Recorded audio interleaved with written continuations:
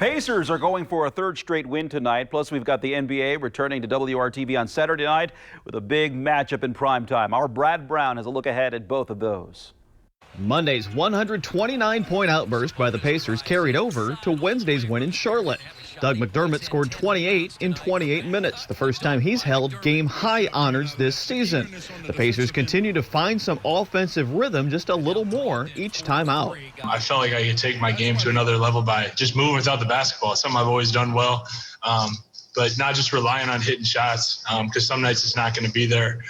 So just finding other ways to score and, letting the previous play, not faze me and just continue to be in attack mode. Pacers play in Charlotte again tonight.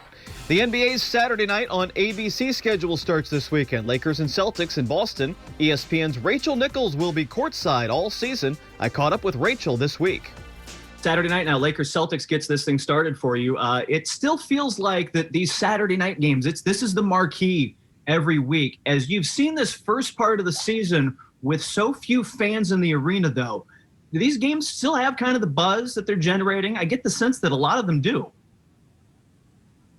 I really think they do. And I'll be honest, I was skeptical about that going in. I was really worried. I said, these buildings are going to be empty. It's not going to be built like the bubble where they had giant television screens and those virtual fans and all of the projections, because they knew they would have no fans the entire time, so they could really build around that. And I worried that especially too with squads where maybe some of the guys were missing doing coronavirus or contact tracing, it would really start to feel like a rec league scrimmage. But the truth is that hasn't happened. Let me ask you about the Pacers for a minute while we're here. The big trade that sent Oladipo to Houston. It's a very different Pacers team on the other end of this.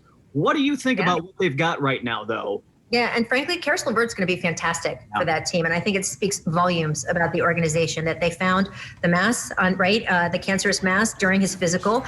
Certainly would have been enough to avoid the trade if they had wanted to. But they knew that Karis had a great prognosis. He's had his surgery since then. He's expected to make a full recovery. And I'm a huge Malcolm Brogdon fan in two ways. I do think he's fantastic on the court, but his leadership to me is invaluable. I just think he's such a stand-up guy. He is one of the players I mention the most when I talk about the league being in such good hands with the 25 and under set. Just that these guys are so responsible off the court, the social responsibility that someone like Malcolm has shown, and then such good leadership and accountability on the court. And I think that really speaks as an Indiana value too, the way that Pacers team has been run for so long. Those are the kinds of players that click with the fan base, that click with the organization. And to me, Malcolm Brogdon, he's just that kind of guy. He's a Pacers kind of guy. And I think the community has rallied around him in that way.